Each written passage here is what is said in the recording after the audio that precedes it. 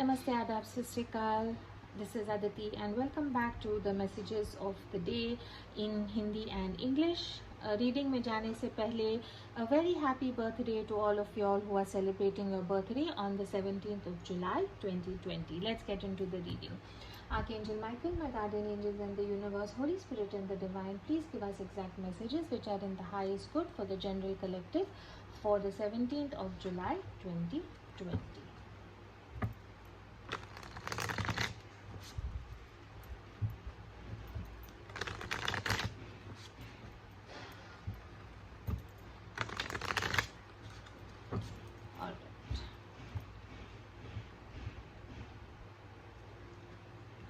Overall energy जो है 17th of July की एस ऑफ कप्स की ओवरऑल एनर्जी जो है वो एस ऑफ कप्स की एनर्जी है। बहुत बहुत पॉजिटिव एनर्जी है।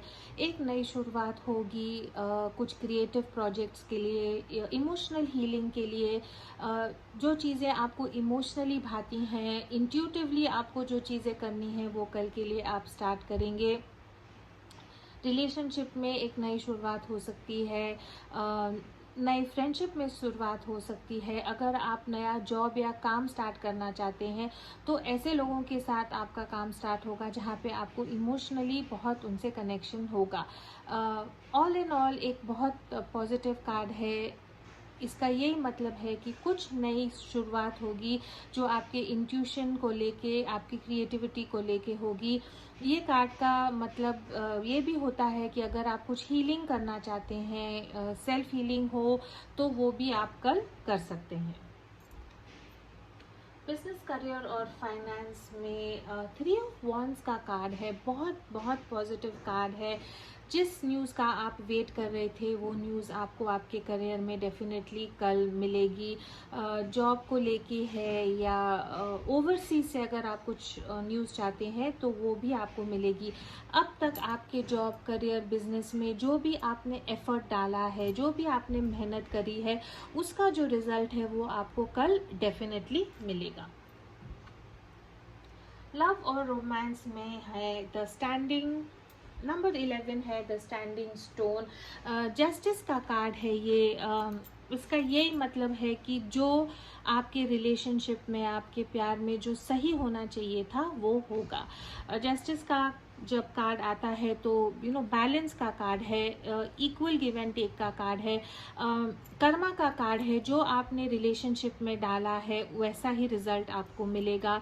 लीगल डॉक्यूमेंट साइनिंग का भी कार्ड है। तो या आप शादी के लिए डॉक्यूमेंट साइन कर रहे होंगे या मे बी सेपरेशन, डिवोर्स के लिए डॉक्यूमेंट्स साइन करेंगे। ये कार्ड का यही मतलब है कि जो बीज आपने आपके रिलेशनशिप में बोए हैं उसका आपको रिजल्ट मिलेगा। अगर आपने पॉजिटिव कर्मा किया है, मैनिफेस्टेशन कर रहे हैं, तो ये रिकंसिलिएशन का भी कार्ड हो सकता है या सेपरेशन का भी कार्ड हो सकता है। जस्टिस का कार्ड है, जो लीगली जो सही है वही आपके साथ होगा। अगर कुछ क्वेश्चन है जिसका आप आंसर पूछना चाहते हैं तो आप वो क्वेश्चन पूछें एंड लेट्स सी कि यूनिवर्स, एंजल्स आपको क्या आंसर देते हैं।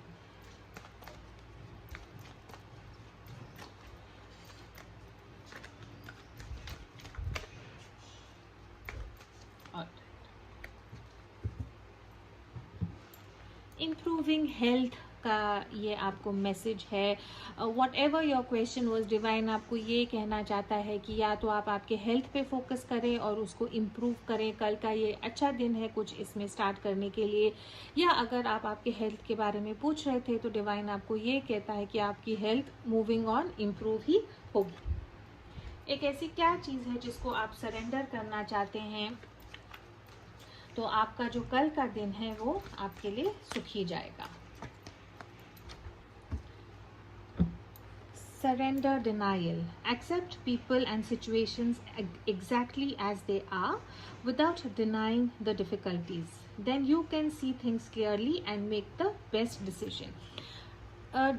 डिवाइन आपको यही कहना चाहता है कि चीज़ों की सच्चाई को आप देखें और उनको एक्सेप्ट करें। आप ये आजू इर्द गिर्द जो भी सिचुएशन है, जो भी लोग हैं, जैसा है आप उनको एक्सेप्ट करें।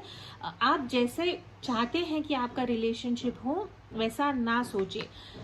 जब आप एक्सेप्ट करोगे कि आपके इर्द गिर्द लोग या सिचुएशंस गलत हैं या मुश्किल है, वो सच्चाई को जब आप एक्सेप्ट करोगे तभी आपको फ्यूचर के लिए एक क्लियर डिसीजन लेने में मदद होगी, जिससे आपकी लाइफ इजी हो सकती है.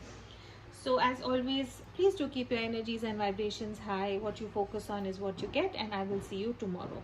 For all those of you who are here to listen to the messages in English, the overall energy we have is that of the Ace of Cups. What a beautiful energy. Tomorrow's day is going to be full of love, positive emotions, creativity, healing. Whatever you try to do, it's going to free flow very easily in a very calm manner. There is a lot of abundance that is going to be coming to you. Abundance could be in the form of a lot of love and support from your loved ones. All in all, a very good day to start something new which you were creatively inclined to begin. Something to do with your emotions, intuitions. Also a very good card for healing as well. In business, career and finance, you have the Three of Wands.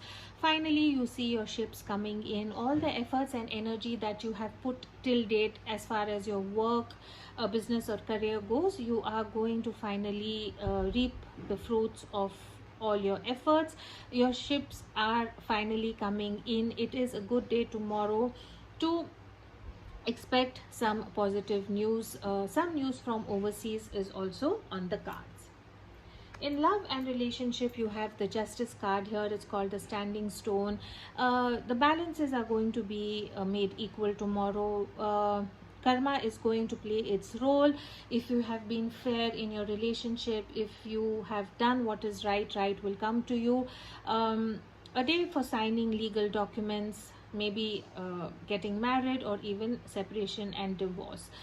This is a card which can go both ways. If you're heading for a divorce or separation, it could be possible that things could go a step ahead tomorrow.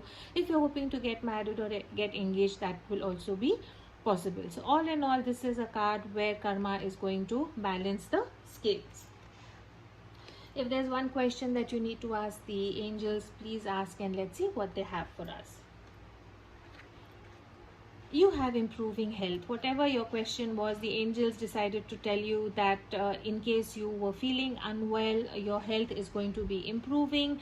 It is also a card which suggests that if you focus a little bit on your health in terms of maybe diet or exercise, your health will improve really well. From the power of surrender, we have surrender denial. Accept people and situations exactly as they are without denying the difficulties. Then you can see things clearly and make the best decisions. Such a beautiful card. I think once we accept the situations and the people as they actually are without trying to look at them the way we hope the situation was, I think it will definitely give us clarity on how to move ahead. That is all I have for the 17th of July. As always, please do keep your energies and vibrations high. What you focus on is what you get, and I will see you tomorrow. Thank you.